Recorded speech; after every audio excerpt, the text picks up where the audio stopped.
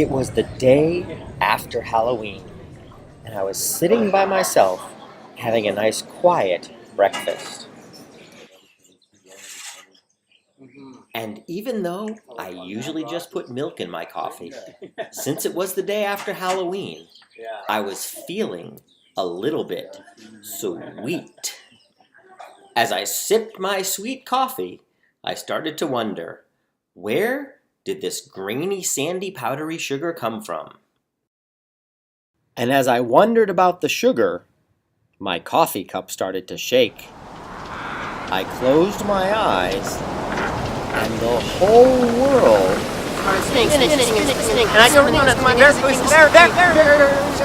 And eventually, I woke up. And when I woke up, I found myself in a field of sugar cane. And I wondered, how do we take sugar cane and turn it into sugar? Thankfully, my friend Martin was there to show me how it all works. What plant is this? The sugar cane. The sugar cane? Yeah. And do we eat the leaves? No. So unlike lettuce, we don't eat the leaves of a sugarcane plant. And we also don't eat the flowers.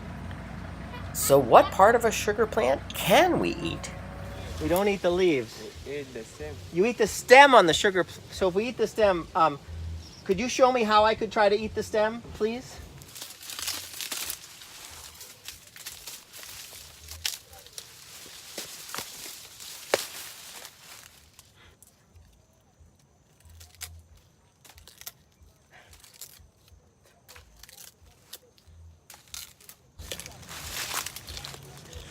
How is it? So good. It's so good? All right, I'm going to try to eat it. Let's see if I can eat the sugar cane this time. Wow, it actually is really good.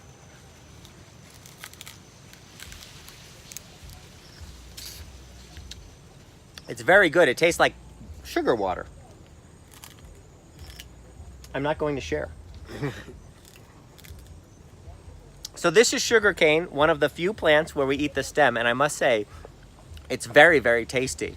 But I am curious, I wonder how we can go from this plant to the type of sugar we put in the coffee, or the type that's in a cake, or the type that might be in a Coca-Cola. I wonder how we could turn this plant into the sugar that we're used to at home.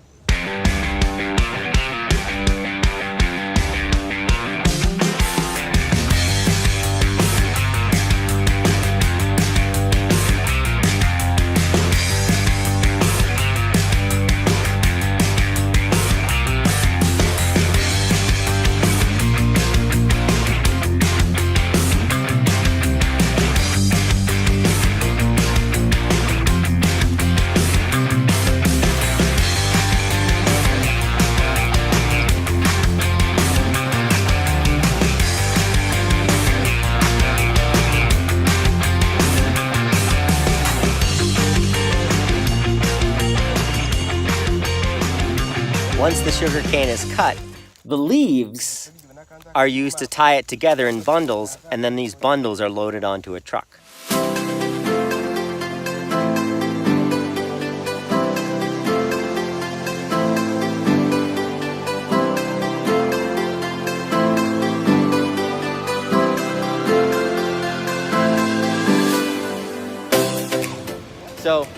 So I'm here with Clovis. Clovis is my tour guide. He's also a master of the sugar manufacturing process. Clovis is going to show us how we go from the plant of sugar cane and how we turn that into the type of sugar that I can put in my coffee, you can put in cookies, and we all can drink Coca-Cola with.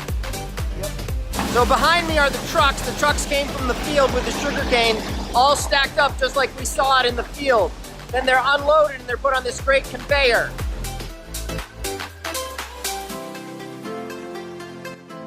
Once they're on the conveyor, they start to slide into the factory where they're shredded and crushed so that we can get the sweet-tasting sugar out of the plant.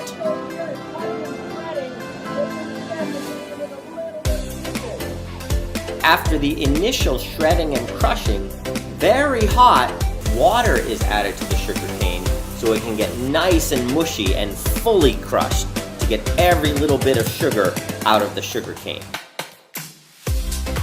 So after all the sugar is squeezed out of the sugar cane, what's left is sugary water and then the rest of the plant that they couldn't get any more sugar out. That's called the waste part of the plant.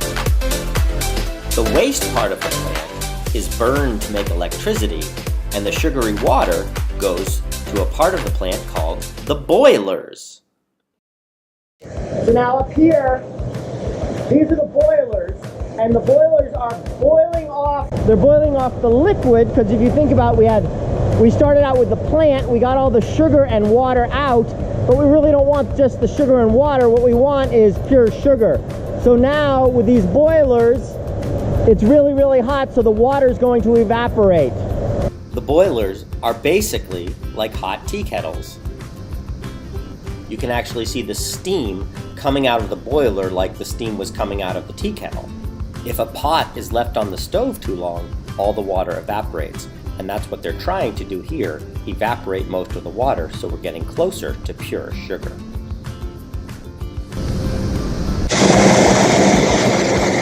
Okay. After removing all the impurity from the cracked juice, Yes. we have now pure juice here. Okay, so all the impurities have been removed from the juice, and now we have pure juice, pure sugar juice. Yes, still liquid, but it's pure now. So in this tank, screens catch the impurities just like a net catches leaves or a colander catches pasta. Everything except the actual water and sugar is filtered out. The next step is the centrifuge. Removing, separating the sugar from molasses. Okay. Sugar crystals here. This part of the process is the centrifuge. The centrifuge spins really, really fast, and the heavier parts of the product, called molasses, are separated from the lighter, thinner sugar crystals. Finally, all the water has been evaporated, all the molasses has been separated, and all that's left is pure, dry sugar crystals. And that, my friends, is the pure powdered sugar grains that get to go into the sugar bags.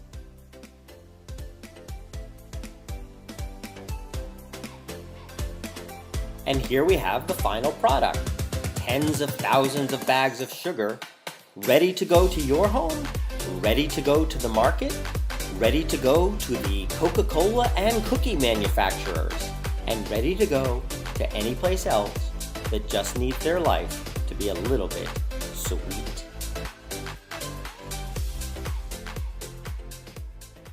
So the extra waste water, it's used twice, but then it's cooled and it's sent out to spray on the crops.